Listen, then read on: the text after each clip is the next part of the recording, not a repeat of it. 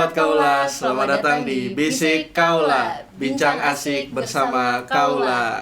Nah, hari ini adalah podcast perdana dari Hempes Manajemen, di mana nanti di podcast ini kita akan bahas tentang tema-tema yang relevan bagi teman-teman mahasiswa, ya nggak? Iya, betul. Nah, kalau sebagai mahasiswa tuh kita tuh udah nggak asing lagi nggak sih sama yang namanya organisasi, apalagi organisasi di kampus itu kan banyak banget ya. Banyak banget. Ada apa aja? Ada BEM, ada himpunan, terus ada juga UKM dan segala macamnya. Banyak banget lah pokoknya organisasi-organisasi di kampus yang bisa kalian coba.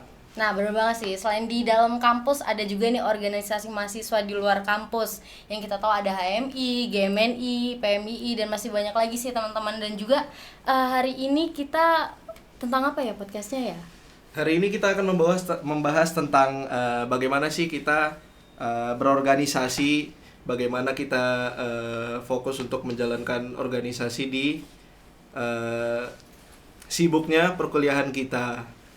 Oke, Gitu. dan juga di dalam organisasi itu kan nggak luput sama yang namanya dinamika, konflik, Betul. segala macam. Mulai dari ada yang rapat nggak habis-habis, perebutan jabatan dan segala macam. Dan itu tuh sebenarnya tuh menjadi apa ya, bumbu penyedap mungkin ya dalam organisasi mungkin Bener kali ya. banget. Nah, cuma sebelum kita lanjut ke narasumbernya, aku mau nanya nih sama Kak Iqbal, kira-kira kenapa sih kakak ini mau ikut organisasi? Padahal kan kayak kuliah ya udah aja lah, penting belajar, IPK tinggi udah sekelar ya. Kalau menurutku pribadi sih penting banget ya untuk gabung ke organisasi, karena kita tuh bisa mengasah soft skill yang kita tuh nggak bisa dapat kalau kita cuma kuliah akademik doang. Benar. Kita tuh bisa juga untuk mencari relasi, lalu juga bisa memperbanyak teman lah ibaratnya gitu. Dan juga organisasi itu bukan cuma sekedar ikut-ikutan aja ya, tetapi itu sebagai wadah untuk kita mengembangkan potensi diri kita ya. Iya, betul Nah, banget. dan hari ini menurutku ini pas banget sih ini narasumbernya, karena geser kali ini hari ini nih merupakan presma kita di Uniba tahun 2022 dan juga 2023. Nah, selain aktif di internal kampus nih, narasumber kita yang satu ini tuh juga aktif di kegiatan luar kampus seperti organisasi eksternal, volunteer, dan juga beliau ini sekarang itu merupakan koordinator dari Rembuk Pemuda Kaltim. Nah, menarik banget kan? Kita Menarik bisa banget nih mengulik-ngulik narasumber lebih hari dalam ini. lagi. Oke, tanpa berlama-lama langsung aja kita sambut. Ini dia Agung Syahrir. Selamat datang, Bang Agung. Selamat datang, Bang Apa kabar, Bang? Agung. Oke, makasih sebelumnya ya Bang ya. Oke, selamat datang buat Bang Agung. Selamat Makasih datang. banget Terima udah kasih menyempatkan waktunya. Yang kita tahu kalau di Instagram itu ya kegiatannya Bang Agung tuh banyak banget. Betul, Ya. bener-bener sibuk Jadi, banget. jadi kita tuh merasa, aduh, gimana ya? Dia Merasa masih sangat-sangat- menyempatkan hadir. Iya. Sok sibuk aja ya kan. Dan gitu emang beneran sih, bukan tapi. Oke, tapi Bang, ini sebelum kita jauh membahas tentang dinamika, apa sih Bang life after jadi mahasiswa sekarang, lagi sibuk apa sih? Itu sih yang sebelum mungkin perkenalan dulu ya. Oh sih. iya. Perkenalan Iya. sedikit. Oke, boleh. Jadi halo teman-teman semua, perkenalkan saya Agung Syahrir, biasa dipanggil Agung. Pernah menjabat jadi ketua BEM di Universitas Balikpapan periode 2022-2023. Sempat juga mungkin bertemu sama teman-teman saya ospek pada saat itu ya kan, Iya. pada masa PKKMB. Jadi kita bukan baru kenal, udah lama kenal di Universitas Balikpapan kan. Jadi life after pasca bermahasiswa itu sebenarnya sekarang alhamdulillah lagi mau lanjut S2, lanjut pendidikan lagi kan, yang linear dengan basic di S1 sebagai sarjana terapan K3. Insya Allah mau lanjut di Kesmas, Kesehatan Masyarakat. Jadi agak linear, dan memang target kan pengen ngajar kembali ke Uniba, pengen mengabdi lagi di Uniba, bahwa Keren banget. di mana Dari kita Uniba tempat kembali ke belajar, kita Uniba. pengen mengabdi lagi di tempat kita belajar pertama kan. Dan Bener-bener. sekarang juga ada kerjaan sebagai alhamdulillah staf ahli di DPRD Kota Samarinda sih. Itu sih jadi kegiatannya selain mengurus kegiatan masih sebagai koordinator Rembuk Pemuda, dan juga beberapa kegiatan volunteer yang saya jalankan dengan teman-teman. Itu sih. Menarik banget sih. Menarik banget sih ya. Terus juga tadi Bang Agung sempat cerita kalau pernah menjadi presma. Betul. Nah, Sebenarnya tuh aku ada tahu-tahu sedikit nih Bang cerita tentang Abang. Kalau dulu tuh waktu sekolah tuh nggak pernah ikut organisasi iya, benar, segala benar, macam. benar. Nah terus tuh kenapa sih sampai bisa jadi orang nomor 1 loh di Uniba? Siap. Jadi memang dulu tiap fokusnya sekolah kan cuman kerjaan itu fokus di olahraga. Cuman main bola sama main futsal. Untuk anak bola dulu. jadi untuk bersosial itu bisa dikatakan tidak ada. Yang cuman bersosial hanya teman main bola dan futsal. Nah, sering berjalannya waktu, aktif ikut apa segala macam, terkena cedera. Jadi pada saat itu lutut ini cedera ACL. Jadi putus 2 urat itu yang buat berhenti aja deh untuk persepak bolaan dan futsalnya, fokus betul-betul untuk belajar. Dan namanya kita masih SMA, lulus pasti pengen fokus, ya udah aku kerja aja, pengen ngasilin duit ya kan. Namanya pada saat itu kita masih pemikiran SMA. Saya lulus 2017, kerja setahun, mikir ini kalau kerja pasti ngerasa oh kok hidup aku cuma gini-gini doang. Jadi mikir komunikasi, sharing sama orang tua, ya udah kuliah. Jadi pada saat itu saya putuskan 2018 kuliah. Seiring berjalannya waktu masuk semester 4. Di situ ketemu dengan senior-senior. Namanya senior ini gimana mendoktrin adik-adiknya untuk aktif. Tapi banyak positifnya. Jadi diajakin, dijelaskan lah organisasi itu apa. Dan organisasi yang pertama saya ikuti itu eksternal kampus bahkan, yaitu Himpunan Mahasiswa Islam atau HMI. Itu saya ikutin, saya didoktrin, masuk. Kamu Islam, saya Islam. Kamu mahasiswa, saya mahasiswa. Persyaratannya HMI itu cuma 2. Ya kan? Yang penting kita mahasiswa dan Islam. Pada saat itu saya mau memenuhi syarat. Ya udah, saya putuskan, oke, saya ikut. Pada saat itu saya kerja. Saya langsung cuti dadakan, ambil cuti 4 hari demi ikut organisasi. Karena ngerasa dari semester 1 sampai 3 kerjaan saya di kampus cuman masuk kuliah, nugas, kerja, masuk nggak ada perkembangan nih. Ternyata aku butuh sosial. Nah, di situ mulai ikut organisasi HMI. Setelah itu bahkan saya sempat daftar di himpunan, fakultas saya himpunan K3. 2 kali saya daftar, 2 kali ditolak. Saya juga bingung alasannya apa kan. Tapi sudah ikut seleksi Bang? Sudah, semua prosedur saya ikutin, saya ditolak. Tapi pada saya tidak menyalahkan mereka, nggak mungkin. Memang ada yang kurang pada diri saya. Nah, disitulah saya fokus saya dulu berHMI. Saya aktif, masuk di pengurusan BEM. Sebelum saya jadi ketua BEM, saya pernah jadi di BEM ini kan secara nggak langsung bisa jadi miniatur negara. Punya presiden, wakil presiden, dan menteri-menterinya. Pada saat itu saya jadi menteri. 2021 saya jadi menteri pemuda dan olahraga. Kita kayak Pak Dito sekarang ya kan, di Menpora. Nah, jadi saya jadi menteri, ya udah saya jalanin tugas-tugas saya. Ternyata begini kalau kita sebagai bahasanya pemimpin. Ternyata begini kita kalau punya tugas dan tanggung jawab selain dari mahasiswa, yaitu pengurus organisasi. Ya udah, saya jalan. Nah, disitulah seiring berjalan waktu saya jadi pengurus, saya punya semangat untuk jadi ketua BEM. Saya bilang, bagus juga kayaknya kalau jadi orang nomor 1 di Universitas Balikpapan. Cuman saya ngerasa ini kayaknya berat. Tapi coba dulu deh. Ya udah, aku jalanin jadi ketua BEM dan alhamdulillah terpilih. Jadi saya jalan sampai dengan 2023 dengan berbagai macam dinamikanya lah. Nanti mungkin kita bisa sharing lah ya, sharing macam itu. Saya akan jelaskan dinamika di kampus sampai di luar kampus, dan alhamdulillah sampai hari ini bahkan bisa selesai ngelewatin itu semua. Tapi itu semua dukungan teman-teman, nggak bisa juga kita sendiri. Oke, jadi bertahap juga ya sebelum jadi presma, sempat instan. Jadi menterinya di dalam BEM juga. Oke, menarik sekali sih. Cuma mungkin kita kan lihat Bang Agung aktif di BEM, kegiatannya juga di BEM pada saat itu tuh sangat banyak sekali ya, dan juga di eksternal. Itu kan ini kita masuk ke pembahasan yaitu dinamikanya ya. Iya. Bahwasanya kalau kita membahas dinamika itu tuh nggak luput sama yang namanya konflik ya Bang. Betul. Tapi kalau menurutku pribadi kayak konflik itu tuh nggak selamanya negatif gitu loh Bang. Betul. Ada nilai positifnya juga karena di situ kita bisa belajar untuk mengasah diri kita. Jadi gimana kita itu menyikapi konflik tersebut. Benar. Nah, kalau dalam BEM sendiri nih Bang, itu pernah ada konflik gimana sih Bang? Kalau di BEM mungkin ya, pada saat menjabat, pada saat pertama aja saya dilantik itu saya sudah kena kartu kuning. Saya juga bingung nih. BEM ada kartu kuning ya? Kartu kuning. Pada saat itu kami langsung kartu kuning. Jadi pada saat saya cerita sedikit, flashback ke belakang. Saya naik pada saat itu sambutan, langsung berdiri beberapa ormawa untuk memberi saya kartu kuning. Dan pada saat itu ada beberapa tuntutan lah yang diberikan kepada kami. Cuman kami berpikir, ini bentuk perhatian teman-teman Ormawa kepada kita, teman-teman pengurus BEM. Jadi kita meresponnya pun dengan baik, tidak boleh dengan emosi, ya kan. Di situ kita diajarkan untuk bagaimana memanajemen yang namanya diri kita sendiri dulu.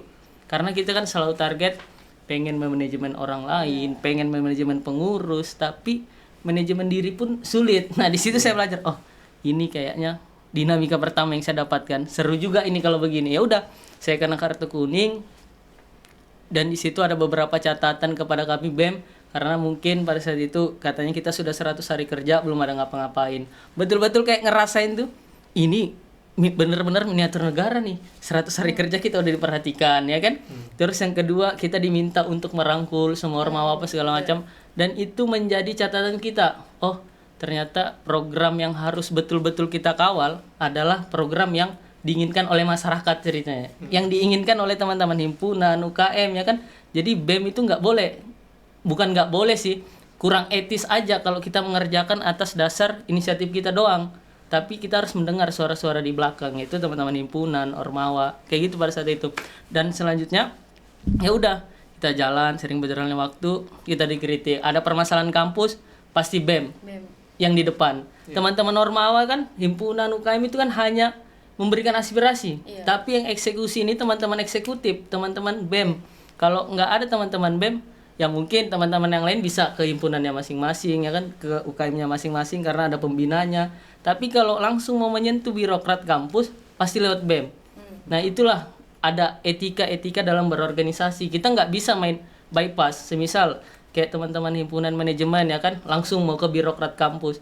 Loh, saya sebagai BEM tidak dihargai. Pasti begitu, ada etika dalam organisasi. Nah, disitulah dinamikanya saya dapat secara pribadi.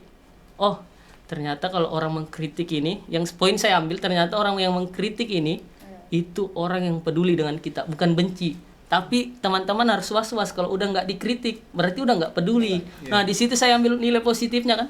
Oh, teman-teman himpunan ini masih peduli dengan saya dan teman-teman BEM yang lainnya. Jadi yang mereka berikan ke kami itu menjadi penyemangat untuk kita lebih aktif berprogram gitu sih. Jadi masukan dari dia itu kami anggap rasa cinta teman-teman himpunan ke kita, rasa peduli gitu. Malah di ini ya Bang, ada nilai baiknya, Iya, dinilai benar. ya, bukan nilai negatifnya. Dia tergantung sudut pandang kita sebenarnya kan. Apalagi kalau orang nomor 1 itu kan paling disorot pasti ya Bang ya. Terus juga dalam menghadapi konflik itu kira-kira kenapa Bang Agung tuh bisa menyikapi dengan positif gitu loh Bang? Daripada konflik pasti masalah pusing. Ya, Pasti benar. kayak gitu. Nah, jadi ada juga sedikit saya pernah baca dan nonton di YouTube, ya kan. Kalau saya secara pribadi betul-betul menjalankan yang namanya yang di buku Filosofi Teras. Jadi kita berusaha untuk filsafat stoikisme. Jadi kita masa bodoh karena kita tidak bisa mengontrol pikiran atau perkataan orang lain. Tapi kita bisa mengontrol pikiran kita sendiri. Nah, artinya apapun yang masuk pembicaraan ke kita tergantung kita ngontrolnya gimana. Jadi pada saat itu saya ngontrol. Itu saya bilang tadi di awal. Oh, orang yang memberi saya kritik ini orang yang masih peduli. Orang yang memberi saya kritik, saran, masukan, orang yang masih pengen saya berkembang. Tapi kalau udah dia diam, ya bayangin aja kalau teman-teman punya pacar, punya pasangan saling diam, mau kayak mana? Nggak ada komunikasi kan? Nah, tapi kalau kita masih diberi kritik, berarti kita masih ada komunikasi yang bagus. Kita masih ada pengen memperbaiki hubungan. Di situ, oh, ternyata biar aku tenang juga dalam berpengurusan satu periode, aku harus menerima kritikannya. Cuman, teman-teman juga yang mengkritik harus digarisbawahi. Jangan asal kritik. Tapi memberi bahasanya kritik yang membangun, ya kan, yang konstruktif. Jangan asal, wah ini salah, salahnya di mana, intinya salah aja. Nah, terkadang kan ada yang begitu, makanya juga ya harus dicerdaskan juga yang teman-teman di Ormawa itu. Jangan asal, oh BEM-nya ini nggak beres, hanya mungkin karena permasalahan personal, tapi dibawa urusan organisasi. Begitu sih. Jadi tinggal kita mengelola pikiran kita hingga gimana hasilnya itu positif. Itu sih. Tergantung menyikapinya berarti ya. Ya. Nah, lalu nih Bang, pertanyaan selanjutnya mungkin untuk teman-teman mahasiswa yang saat ini mungkin lagi kayak ngerasa dia tuh tujuan untuk berorganisasi, terus kita tuh dapat apa aja sih untuk ikut organisasi kan banyak nih mungkin mahasiswa-mahasiswa sekarang yang mengebelakangkan soal organisasi. Nah mungkin abang sendiri ada tips nggak untuk mahasiswa-mahasiswa yang masih memikirkan hal itu? Nah, terkadang memang itu sih, kita bingung. Tujuan kita pun masuk organisasi itu jujur ya, saya dapat itu pada saat masa berproses. Karena kan orang yang namanya kita awal pasti didoktrin. Teman-teman lah yang berorganisasi, ayo deh masuk organisasi. Satu, kamu bisa public speaking. Kedua, kamu punya relasi. Iya kan? Iya, Itu benar. ya mohon maaf, itu janji-janji manis yang diberikan senior kepada kita. Pada saat itu masih mungkin posisi mahasiswa baru ya kan, masih junior. Oh, nanti kamu bisa ketemu ini, ketemu itu. Alhasil kita ikut, ternyata lo kok nggak dapat, kok nggak ada. Pasti teman-teman kecewa. Nah, tapi dengan itu adalah sebagai sebenarnya langkah awal. Jadi langkah awal kita untuk mencari tujuan kita berorganisasi di situ. Mungkin kalau kita masuk kan, kamu masuk organisasi mau ngapain? Nggak, saya cuma diajak kak. Saya yang diajak abang ini, saya diajak abang itu. Oh, jadi nggak ada tujuan, nggak ada. Nah, tapi pada saat berproses, seiring berjalannya waktu, di situ kita mulai dapat tujuan. Oh, ternyata satu, organisasi ini betul-betul melatih dan memanajemen diri, ya kan? Kedua, bagaimana manajemen konflik yang ada di dalam organisasi. Yang ketiga, bagaimana kita memanajemen orang banyak. Karena semua pengurus beda-beda isi kepalanya. Itulah tugasnya ketua. Itu yang PR beratnya adalah gimana menyatukan pemikiran dengan yang isinya beda-beda. Satunya ada yang pemarahan, satunya ada yang lembut. Kita kayak mana kan pusing. Nah, di situ kita mulai dapat nih, oh tujuan organisasi di sini aku dapatkan pada saat berjalannya, pada saat berprosesnya kita di masa pengurusan. Jadi ya memang mungkin khususnya Universitas Balikpapan karena kita ini kampus swasta, kita kadang terhalang dengan kerjaan. Malas aku organisasi, aku udah kerja, udah bisa hasilin duit. Iya kan? Kedua, aku loh punya teman kerjaan juga, ngapain lagi aku mau cari relasi. Ketiga, public speaking buat apa juga? Aku kerjaanku bukan di bidang itu kok. Nah, itu yang harus sesekali kita, mohon maaf bahasanya, kita mencerdaskan teman-teman mahasiswa baru. Pada saat kapan? Pada saat masa PKKMB. Itulah momentum yang paling tepat. Karena apa? Di situ paling gampang momennya kita untuk mendoktrin. Teman-teman baru masuk pasti apa? Satu, diajak ngopi, ya kan? Sharing. Aku organisasi ini loh. Masuk lagi kedua, aku bisa ngobrol kayak gini karena ikut organisasi loh. Iya kan? Iya, benar. Nah, yang hal-hal yang kayak gitu, ada momennya. Nah, makanya kita coba manfaatkan betul-betul momen penerimaan mahasiswa baru tuh untuk mendoktrin mereka ke hal-hal yang baik. Terkadang kan juga ada yang melihat, mungkin ada beberapa himpunan tanpa menyebutkan merek, ada yang cara pendidikannya atau kaderisasinya tuh keras. Jadi itu yang buat mereka malas. Iya kan? Sampai mungkin diceburi lah, apalah segala macam. Ngapain aku begitu? Mending aku di rumah tidur, besok aku kerja lagi. Iya kan? Hal-hal yang kayak gitu kita harus memberikan formulasi sehingga mereka itu mau bergabung. Apalagi dengan kondisi sekarang, generasi milenial dan Gen Z itu udah malas yang gitu-gitu. Mending ke tempat ngopi, bisa sambil diskusi. Coba kalian rapat, biasa tempat ngopi kan? Bukan di kampus lagi sekarang. Saya terakhir itu seminggu yang lalu ke kampus, itu hari kuliah, dan kampus itu bukan lagi menjadi tempat untuk rapat. Nggak ada lagi. Kalau dulu rapat di kampus, ngerjain tugas di kampus. Sekarang tempat ngopi, udah bisa ngerjain tugas. Iya kan? Nah, makanya bener. kita harus punya formulasi. Oke, nggak apa-apa kalau di tempat itu, tapi banyakin kuantitas kita juga. Kualitas tetap terjaga, tapi kan kuantitas juga kita butuh. Karena apa? Karena regenerasi. Itu sih. Iya benar, kita benar-benar butuh banget regenerasi karena kan kita nggak bisa selamanya terus ada di organisasi ini kan. Nah terus juga mungkin aku agak sharing sedikit nih bang. Beberapa bulan lalu mungkin ya. Oke. Beberapa bulan lalu mungkin kita ada oprek gitu. Cuma kan kita lihat dari antusias dari mahasiswa-mahasiswa baru ini kan kayak kurang gitu ya bang. Dan bahkan kita juga ada ngelakuin banyak hal-hal yang seru lah. Nah mereka tuh udah mulai tergerak lah hatinya untuk ikut organisasi karena mereka ngelihat, wah ternyata himpunan ini asik ya, ada kegiatannya seru-seru gitu. Nah terus gimana sih bang caranya, gimana juga caranya untuk menaruh perhatian. Menaruh perhatian kepada mahasiswa-mahasiswa baru tuh berorganisasi. untuk mau berorganisasi tuh kayak gimana gitu. Nah, tujuan kita tuh tahu Bang, kalau namanya organisasi kan non profit ya Bang. Betul. Itu sih yang dilihat mungkin Ya. dari anak-anak. Kan kayak sekarang mau ngopi, mau ini kayak ngapain sih di organisasi itu pasti sibuk. Udahlah kuliah aja yang kayak gitu-gitu loh Bang. Padahal kan di dalam situ ada banyak nilai-nilai sebenarnya yang nggak bisa terbayarkan sebenarnya. Iya sih, tapi emang bener sih, aku pun berorganisasi tuh ya, masih sambil cerita, di semester 4 baru aktif-aktifnya. Seiring berjalan waktu kadang ngerasa, kok aku selalu pulang malam ya, nggak ada juga aku dapatkan. Ya mohon maaf, bensinku habis. Pada saat itu syukur sambil kerja kan, sambil Iya. kuliah. Jadi, loh kok uangku juga yang keluar, organisasi aku nggak dapat apa-apa. Nah, jadi di organisasi tuh kalau kita mau masuk betul-betul diluruskan mindset cara berpikir kita di organisasi itu ngapain. Karena ya itu, kalau kita sudah berpikir organisasi itu benefit, nggak ada bahkan waktu kita yang diambil, ya kan? Tenaga. Uang kita, tenaga kita, ya mohon maaf kita beli bensin, bukan mau perhitungan, tapi itu realistis di lapangan. Kalau kita pada saat berorganisasi, apalagi kalau Sonita HMI, coba lihat di HMI gimana, ya kan? Kita sampai tidur di area training, kita sampai izin ke orang tua nggak pulang 2-3 hari. Bayangin itu tuh organisasi, ya kan? Saking ribetnya, tapi syukurnya alhasil itu adalah bagian dari proses ternyata. Memang sesuatu itu nggak bisa instan. Step by step, naik tangga, pokoknya proses naik tangga gimana sih, ya kan? Nggak mungkin langsung di paling atas. Nah, di situ kita gimana untuk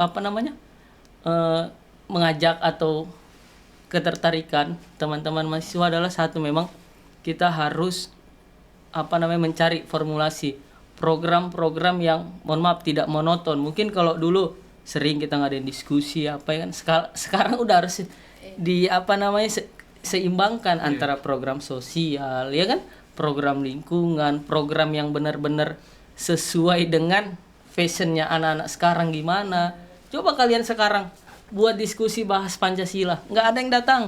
Yakin deh, kemarin kami baru ngadain diskusi memperingati Hari Pancasila di tempat ngopi, yang lain pada fokus ngopi, yang perhatiin mungkin cuman berapa persen dari sekian orang di situ. Artinya apa? Artinya ternyata sekarang kita harus memberikan bahasanya materi-materi yang ringan yang dapat diterima oleh mereka. Jangan kita memaksakan kehendak kita. Namanya kita organisasi ini kan kita cari market, ya kan? Iya, benar. Cari pasaran mana yang cocok untuk mereka mau gabung, untuk mau beli barang kita. Ya kan, kita tujuan begitu. Buat mau ngapain coba selain berprogram? Kita butuh regenerasi, karena nggak mungkin teman-teman jadi pengurus sampai lulus. Iya kan? Iya. Kita mau lulus nanti kita mau kerja mau apa. Tapi di organisasi ini betul-betul kita mendapatkan, yaitu relasinya memang dapat kalau kita sungguh-sungguh berorganisasi. Jangan kita selalu berharap apa sih yang organisasi berikan ke aku. Nggak usah kita perhitungkan itu, tapi jalani aja prosesnya. Kalau kita memang harus bahasanya berdarah-darah berorganisasi, lakukan itu, karena kita udah tercebur di dalam. Kita udah ikut pengkaderan, teman-teman ikut kan di himpunan kan, ikut pengkaderan, terus teman-teman mau berhenti di tengah jalan. Teman-teman nggak bayangin berapa hari kemarin ninggalin rumah, ya kan?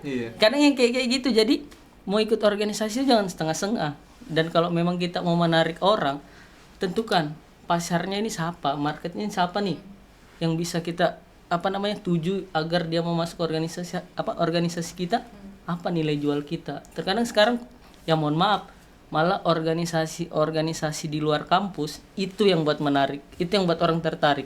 Coba lihat beberapa kegiatan volunteer mengajar, fleksibel, mereka tinggal open volunteer, ratusan orang yang daftar bos.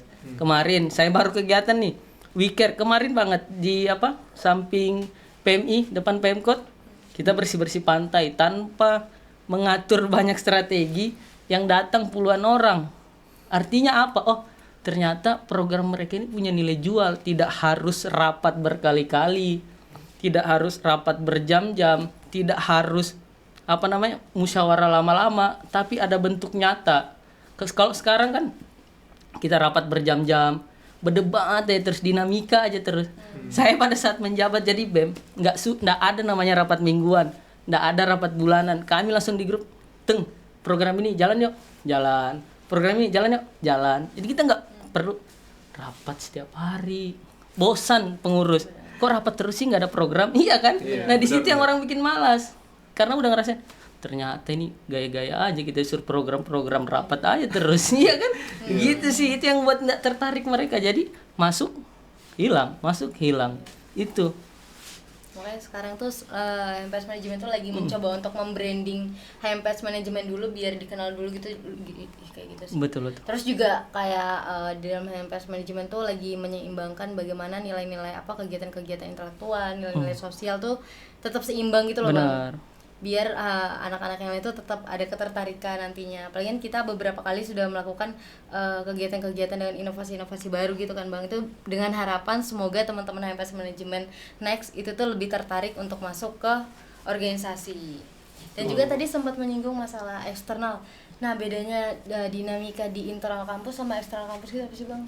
Nah, kalau memang secara keseluruhan ya, sebenarnya kalau dinamika itu kan semua pasti ada, mau di internal di eksternal. Mungkin agak berbedanya itu kan kalau kita di manajemen khususnya pasti teman-teman manajemen aja, tapi kalau kita beralih keluar itu ada dari kampus A, kampus B, kampus C, itu kita WPR lagi bos. Kita harus menyatukan pemikiran ya kan, dengan latar belakang mungkin si A ini anak teknik, aku anak sarjana terapan, anak K3, satu lagi anak migas, kayak mana nih gini, semua punya pemikirannya, semua pengen didengar. Pasti lebih besar konfliknya. Satu, yang kedua, semisal kita punya senior, bukan merendahkan senior, itu fakta di organisasi. Kita namanya berorganisasi harus punya etika terhadap senior, iya kan? Pasti apa-apa kita konsul, bang saya mau buat ini, boleh nggak? Dek jangan, ini bahaya gini-gini. Bang saya mau buat ini, boleh nggak? Ya bagus ya ini. Iya kan? Pasti teman-teman nggak mungkin langsung buat, dek salah itu. Pusing lagi, iya kan? Nah itu, saya yakin dan percaya memang dinamika di organisasi itu besar, tapi saya juga yakin dan percaya kita punya banyak solusi untuk mengatasi dinamika tersebut. Wajar kalau organisasi nggak ada dinamikanya, mohon maaf, itu organisasi mati. Organisasi yang hidup itu punya dinamika. Bayang pada zaman siapa ya? Saya yang orasi terakhir itu sampai saya nangis karena apa? Iya kan, PKKMB. Saya nangis pada saat sambutan terakhir karena apa? Banyak pada satu dinamika akhir masa jabatan tuh betul-betul dihajar. Namanya kita manusiawi, ya udah kita lampiaskannya dengan nangis. Nangis terakhir pada saat sambutan. Karena apa? Ini untuk memacu semangat saya, ternyata BEM ini hidup loh. Banyak yang peduli loh. Itu sih. Jadi wajar, dinamika itu wajar. Perihal lebih besar mana tergantung, nggak menganggap juga internal itu kecil dinamikanya, eksternal itu lebih besar, tidak. Tapi pasti semua organisasi punya dinamikanya masing-masing, tinggal kita bagaimana manajemen, mengelola. Apalagi teman-teman kan basicnya manajemen, lebih gampang saya rasa untuk memanage dinamika tersebut gitu sih. Benar. Terus sih Bang, setelah Bang lulus dan berkarir, kira-kira di dunia kerja nih apa saja yang Abang dapetin di organisasi Abang di kehidupan selanjutnya? Kira-kira. Banyak sih ya. Satu itu betul-betul kayak kita bersosial sama orang.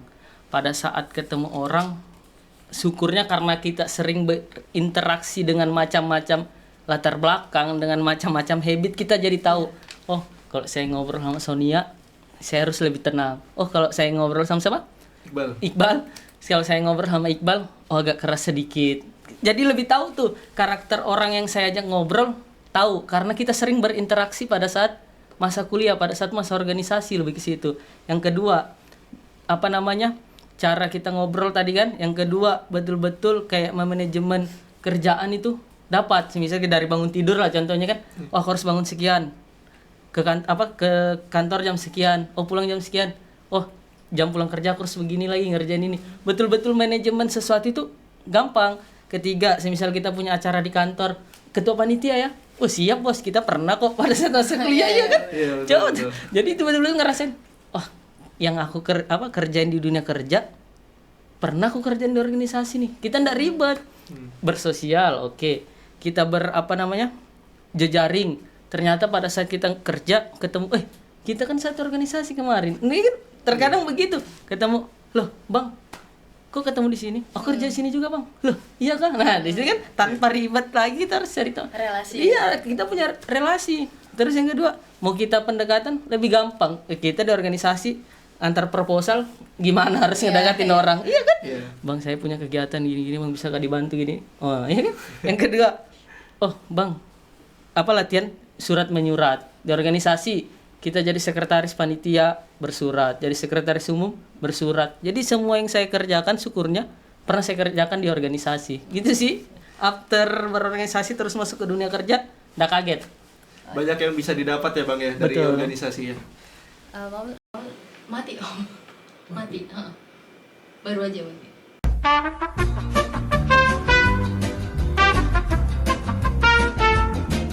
Dari mana? Yang Gimana kerjaan sih? jadi Ya, kerjaan. organisasi itu bisa berdampak sampai ke kerjaan. Oh, ternyata organisasi itu bisa berdampak juga ya Bang Banget, untuk banget. Kerjaan ya ke depannya. Nah, terus mungkin terakhir nih Bang. Buat Abang sendiri kira-kira apa sih harapan buat ormawa-ormawa yang ada di Universitas Balikpapan tentunya ya.